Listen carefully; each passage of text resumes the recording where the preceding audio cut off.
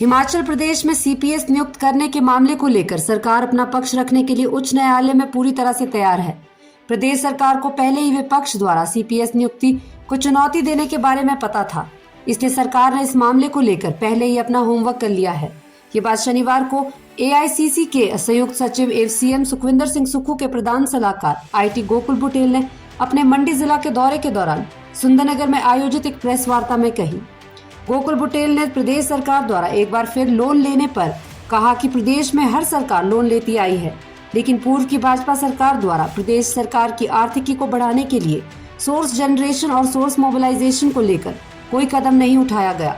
प्रदेश की कांग्रेस सरकार की प्राथमिकता राज्य का रेवेन्यू और आमदनी बढ़ाना है। प्रदेश में शराब के ठेकों की बैकडोर चैनल के माध्यम से होने वाले कार्यों पर लगाम कसते हुए ठेकों की नीलामी से राज्य को कई करोड़ रुपए का राजस्व बढ़ा है। इसके साथ प्रदेश सरकार द्वारा हिमाचल में पर्यटन को बढ़ावा, एयरपोर्ट विस्तारीकरण और नेशनल हाईवे के निर्माण पर ध्यान केंद्रित किया जा रहा है। इससे अधिक पर्यटकों के आने से प्रदेश की आर्थिकी में एक बड़ा सुधार आएगा। गवर्नमेंट ने पूरा अपना होमवर्क पहले से ही किया है कि पता था कि जो ऑपोजिशन है इसको चैलेंज करेगी, तो सरकार तैयार है, हाई कोर्ट में इसका जवाब देगी। तो ये तो हाई कोर्ट डिसाइड करेगा फिर आगे क्या होना है।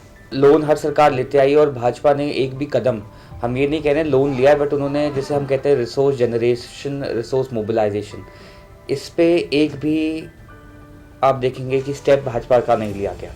अभी आप देख रहे हैं कि हमारी सरकार की प्राथमिकता है कि रेवेन्यू कैसे बढ़ाया जाए, सरकार की आमदनी कैसे बढ़ाई जाए।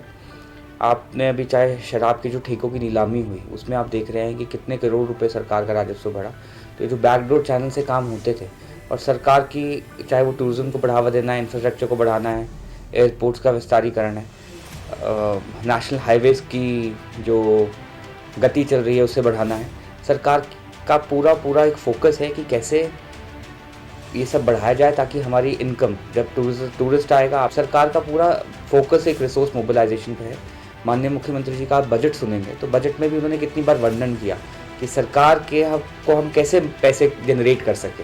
पिछले 5 बजट आप देख लें, उसमें कई मुख्यमंत्री जी ने रिसोर्स मोबिलाइजेशन की, आमदनी की बात ही नहीं की, खर्चे की बात की। तो ये जो लोन लेना है ये सरकार, क्योंकि हमें बिल्कुल हम कॉफर जो है खाली मिले हैं, तनख्वाहें देनी है, एम्प्लॉयज़ की एक एक्सपेक्टेशन है वो पूरी करनी है, सरकार का जो रोज़मर्रा का हमारा खर्चा होता है उसे पूरा करना है। माननीय मुख्यमंत्री जी की एक सोच है कि हम हिमाचल को आत्मनिर्भर कैसे बनाएं और कैसे एक रिच स्टेट बनाएं ताकि हमारा रेवेन्यू बढ़े। एआईसीसी के संयुक्त सचिव गोकुल बुटेल ने राहुल गांधी की लोकसभा सदस्यता समाप्त करने पर कहा कि केंद्र की भाजपा सरकार तानाशाह सरकार है। राहुल गांधी द्वारा बार भाजपा सरकार से अडानी को फायदा पहुंचाने के बारे में पूछे जाने पर उनका मुंह बंद करने के लिए उनकी लोकसभा सदस्यता समाप्त की गई है। उन्होंने कहा कि पिछले कुछ समय से संसद में राहुल गांधी की आवाज को दबाने का प्रयास केंद्र सरकार द्वारा लगातार किया जा रहा है।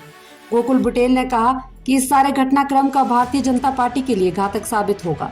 लोकतंत्र में किसी की आवाज को दबाया नहीं जा सकता और अब लोग कांग्रेस की आवाज बनकर भाजपा को जवाब देगी। उन्होंने कहा कि हिमाचल प्रदेश के मुख्यमंत्री सुखविंदर सिंह सुक्खू लंबे संघर्ष के बाद संगठन से निकले हुए नेता है और उनके द्वारा कांग्रेस सरकार में संगठन और कांग्रेस पार्टी से संबंधित लोगों को पद दिया जाना तर्कसंगत है। देखिए, तानाशाह एक सरकार है, उनकी सदस्यता जो है कोर्ट के द्वारा, क्योंकि उनको एक सज़ा दी गई थी, उसके चलते उनकी सदस्यता रद्द की गई, क्योंकि वो बार नरेंद्र मोदी जी से और भाजपा सरकार से सवाल पूछ रहे थे कि अडानी को क्यों फ़ायदा पहुंचाया जा रहा है। तो उनका मुंह बंद करने के लिए जो है संसद में कभी माइक म्यूट कर दिया जाता है। आप देख रहे हैं कि पिछले कुछ महीनों से लगातार कोशिश की जा रही थी कि उनकी आवाज़ को कैसे दबाया जाए।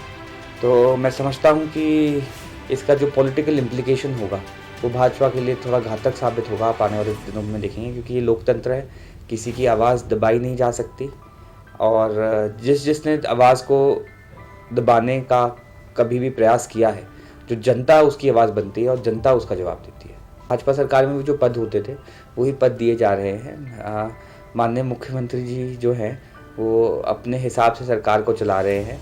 अगर उनके पास कुछ ऐसा ठोस है कि मित्र मंडलियों की कहाँ सरकार है वो बताया जाए। अब जाहिर सी बात है, अगर वो संगठन में उनका लंबा प्रयास रहा है और ये अच्छी बात है कि वो संगठन के जो कांग्रेस के निकले हुए लोग हैं, जो विचारधारा से उनकी कांग्रेस पार्टी के जुड़े हैं, कांग्रेस पार्टी की सरकार है, उन्हें एडजस्टमेंट हो रही है। कोई हेलीकॉप्टर से आके भाजपा की सरकार में तो जो दिल्ली से आता था, जिसका किसी ने नाम भी नहीं सुना होता था प्रदेश में, उसकी आखिर नियुक्ति हो जाती थी।